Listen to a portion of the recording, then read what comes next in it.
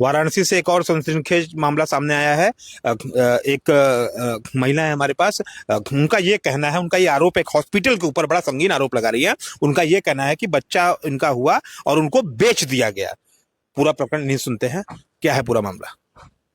Hospital में हम मेरा श्वेता नाम है। हॉस्पिटल में जाके वो मेरा बच्चा उन्होंने मतलब 10 लाख रुपए में बेच दिया। मुझे 10 लाख रुपए देने के लिए तैयार है। हेल्पलाइन हॉस्पिटल से मुझे बोला गया है। तो 10 लाख रुपए में आपने बेचा क्या उन्होंने नहीं बेचा? नहीं, उन्होंने बेचा है। तो आपको 10 लाख का प्रलोभन दिया गया? हाँ, बोल रहे थे मुझे देने तो का। आप 10 लाख रुपए लेने के तैयार थे? नहीं नहीं तैयार नहीं थे? नहीं। तो फिर बच्चा ऐसा कब बेचा गया, कब घटना कब की है? ये अब 12 दिसंबर। हाँ, 12 दिसंबर को। दिसंबर 24। हाँ 12 दिसंबर, 1 साल पहले की घटना है। हाँ हाँ। तो अब तक क्यों नहीं इस पे कोई कार्रवाई? किस थाने का मामला है? बेलूपुर लंका थाना लंका का। थाना में अब तक क्यों नहीं सुनवाई हुई? वो सारे सबूत मांग रहे थे तो मेरे पास था कुछ था नहीं। सारा अल्ट्रासाउंड सारा हॉस्पिटल वाले ले लिए थे। मेरा कोई चीज था नहीं। उनके पास जाए तो बोले सारा सबूत लेके आइए, पर मेरे पास कुछ नहीं, कोई सुनवाई नहीं। पूरा मामला वकील साहब से हम जानते हैं, वो ब्रीफ करेंगे, इनके एडवोकेट हैं, पूरा मामला नहीं जानते हैं। क्या है पूरा मामला? सरकार, मामला ये है कि ये लड़की है, एक तो गरीब है, दूसरी बात ये दलित जाति से आती है, अनपढ़ है और इसके फादर एक्सपायर कर चुके हैं बहुत पहले ही। मदर है जो दूसरे के घर में बर्तन साफ करके किसी तरीके से जीविकोपार्जन करती है। मामला है कि इनके पड़ोस के रहने वाले एक लड़के हैं निखिल, जो इनके साथ प्रेम प्रसंग करते हैं और इनके साथ शादी का झूठा वादा करते हुए इनके साथ शारीरिक संबंध बनाते हैं। और जब ये गर्भवती हो जाती हैं तो कहते हैं कि मैं तुमसे शादी नहीं कर सकता हूँ। इस बात की सूचना इनकी और इनकी मदर द्वारा निखिल और निखिल के परिवार को दी जाती है, लेकिन उसके बाद वो लोग गाली गलौज करते हैं, मारपीट करते हैं और शादी करने से मना कर देते हैं। बात आती है 12 दिसंबर 2024 की, जिस समय इसकी डिलीवरी होती है। शादी से पहले ही ये गर्भवती? जी बिल्कुल बिल्कुल, शादी से पहले ये गर्भवती है और बच्चा गिराने के लिए तैयार नहीं थी। 12 दिसंबर 2024 को ये अस्पताल जाती हैं और अस्पताल जाने से पहले एक तथ्य मैं आपके सामने लाना चाहूंगा कि इनको अस्पताल ले जाने वाला और कोई नहीं बल्कि आशा कार्यकर्ती एक साधना है, जो इनके घर के बगल में पीछे आंगनबाड़ी में काम करती थी। उनको जानकारी होती है और वो इनको सरकारी अस्पताल न लेकर जा करके प्राइवेट अस्पताल लेके जाती हैं, जो हेल्पलाइन अस्पताल है और रश्मि नगर लंका थाने के अंतर्गत आता है। सरकार, ये 12 दिसंबर को एडमिट होती है। मेजर ऑपरेशन से इनको बच्चा पैदा होता है। ऑपरेशन से बच्चा पैदा होने के बाद ये बच्चे के रोने की आवाज सुनती हैं और उसके बाद ये बेहोश हो जाती हैं। उसी अस्पताल में इनको नीचे शिफ्ट किया जाता है और ये कहा जाता है कि बच्चे की हालत क्रिटिकल है, इसलिए बच्चे को अभी एडमिट किया गया और कुछ समय बाद जो है बच्चा आपको दिया जाएगा। 1 हफ्ते तक ये उस अस्पताल में एडमिट रहती हैं।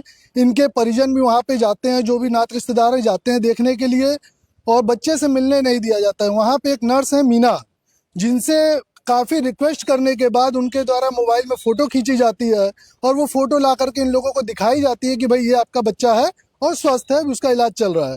और इनके द्वारा इनके किसी परिचित के द्वारा उस मोबाइल से फोटो खींची जाती है बच्चे की, जो कि ये फोटो इसमें लगी हुई आप देख सकते हैं। ठीक है, ये बच्चा अस्पताल में हुआ।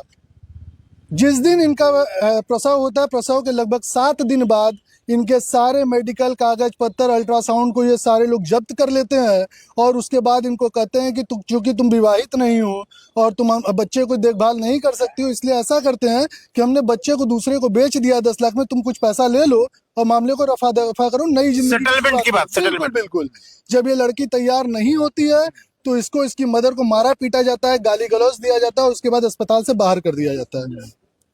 उसके बाद लगभग 3 महीने तक पीड़िता लगातार आशा कार्यकर्ती साधना के यहाँ चक्कर लगाती है कि भाई आप मेरे को उस अस्पताल लेकर के गई थी, मेरा बच्चा दिलाइए, लेकिन ये अस्पताल वाले बच्चा नहीं देते, आशा कार्यकर्ती कोई मदद नहीं करती है।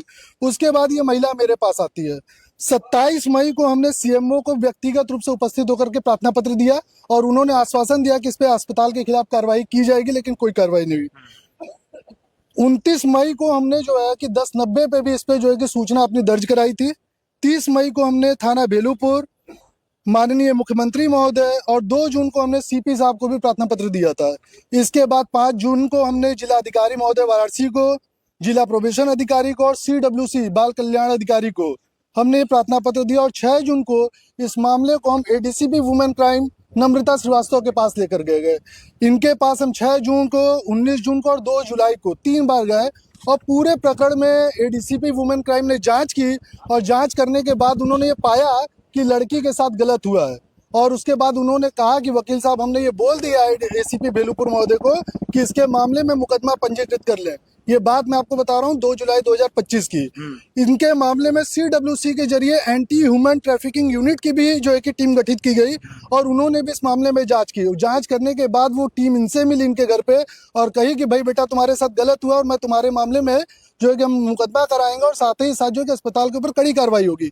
लेकिन न तो आज तक कोई कार्रवाई होती है, न तो इनका FIR पंजीकृत किया जाता है ऐसे संगीन मामले में, और न ही जो है कि अस्पताल के ऊपर कोई कार्रवाई होती है। अब मामला यहाँ पे भी नहीं है, मामला एक कदम और आगे आते हैं। ACP भेलूपुर महोदय 1 साल बाद मेडिकल टीम का गठन करते हैं और मेडिकल टीम का गठन करते हुए वो ये कहते हैं कि आप अपने सारे जांच के पत्रावली को लेकर के मेडिकल बोर्ड के समक्ष 8 दिसंबर को उपस्थित हुई है। जबकि हम फर्स्ट डे से इस प्रार्थना पत्र में, अपने हर प्रार्थना पत्र में कह के आ रहे हैं कि अस्पताल द्वारा सारे हमारे प्रपत्रों को जब्त कर